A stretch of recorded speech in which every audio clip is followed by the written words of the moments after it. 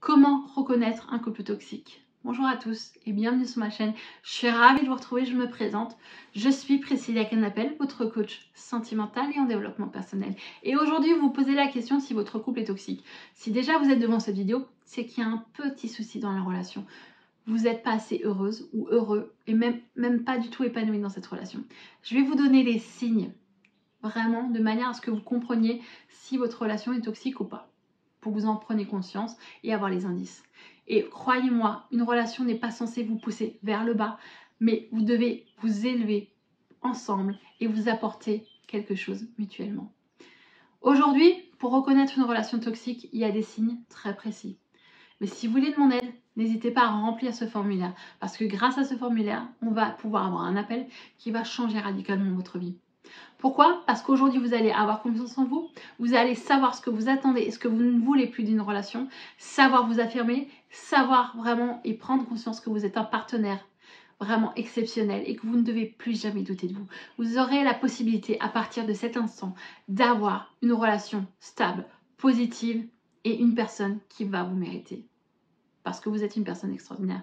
N'hésitez pas à vous abonner à cette chaîne pour faire grandir cette communauté. Ça fait toujours plaisir de la voir grandir de jour en jour.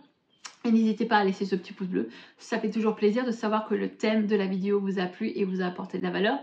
Et alors, comment savoir si ma relation et mon couple est toxique? Le premier signe, c'est qu'il y a un rapport de force qui va se mettre en place. Dominant, dominé. Et le dominant va chercher à vous changer. Et ça, c'est un deuxième signe.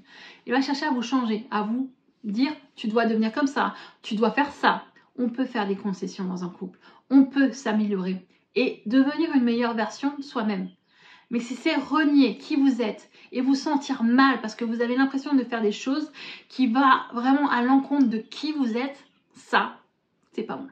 On ne peut pas en fait changer de manière en fait excessive, avoir une relation où le partenaire nous demande toujours plus et ce partenaire n'est jamais satisfait. C'est mettre en fait la barre tellement haut qu'on ne pourra jamais l'atteindre. On a l'impression de ne pas être assez bien.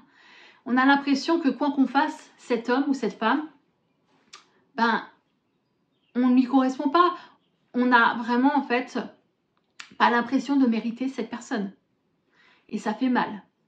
Ce qui découle dans le troisième, excusez-moi, c'est que vous perdez confiance en vous. Vous avez un manque d'estime de soi. Vous doutez vraiment de votre capacité à être un bon partenaire. Vous ne vous sentez pas à la hauteur. Vous avez l'impression de ne pas être assez bien pour cet homme ou cette femme. Vous doutez même de vos capacités à rendre heureux une personne. Et ça va loin. Parce qu'aujourd'hui, vous doutez de qui vous êtes. Vous doutez de ce que vous pouvez apporter. Et vous êtes là à vous dire, mais qu'est-ce que je fous? Pourquoi j'arrive pas à le rendre heureux? Vous allez chercher par tous les moyens, vraiment tous les moyens de lui apporter satisfaction. Mais quoi que vous fassiez, cette personne, pas assez bien. Elle va ensuite aussi, et ça c'est un autre signe, avoir tendance à vous rabaisser, à vous critiquer. Et tout ça en fait, c'est négatif. Donc vous allez douter de vous, vous allez encore plus perdre confiance en vous, ce qui va avoir pour conséquence, et ça c'est un dernier signe, une situation où vous allez vous isoler. Vous n'allez plus voir votre famille, vous n'allez plus voir vos amis, vous allez en fait douter de vous. Et ça va même engendrer par la suite une dépression, un manque de confiance en soi. Vous allez vous dire, mais je suis pas assez bien, je ne mérite pas cette personne. Je veux dire, tout ce que je fais, c'est nul. Vous allez vous déprécier, vous allez vraiment en fait vous sous-évaluer. Vous allez vous dire, je sais rien faire, il est bien, qu'est-ce qu'il fait avec moi, je le mérite pas, et ainsi de suite. Parce que cette personne va vous mettre en tête que quoi que vous fassiez, c'est pas bien. On va dire, on peut toujours faire mieux. Je vais vous donner un exemple clair, vraiment très clair. C'était une personne que j'ai coachée.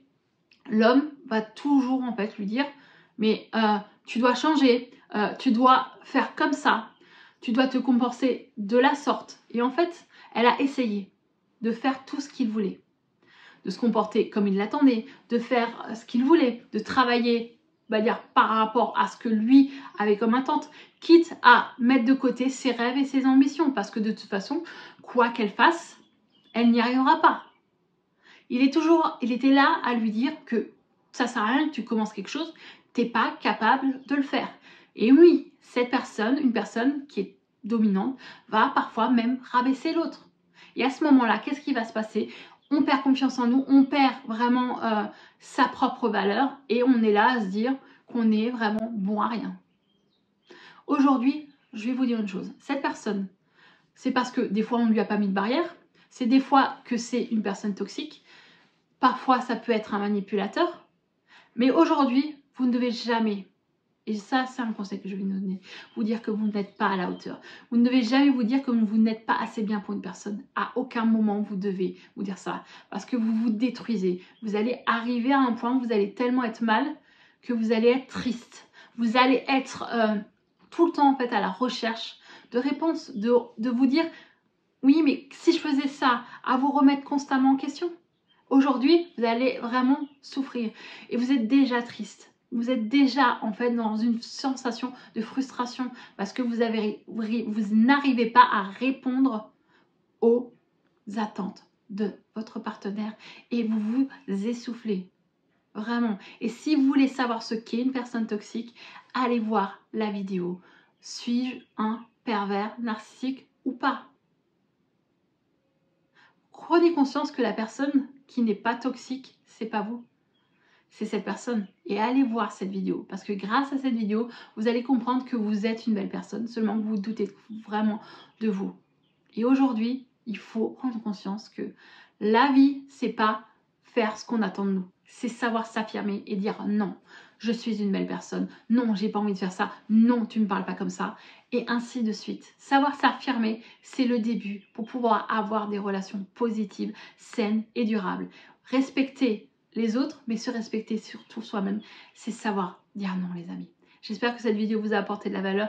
N'hésitez pas à vous abonner et à me laisser un pouce bleu et à la prochaine.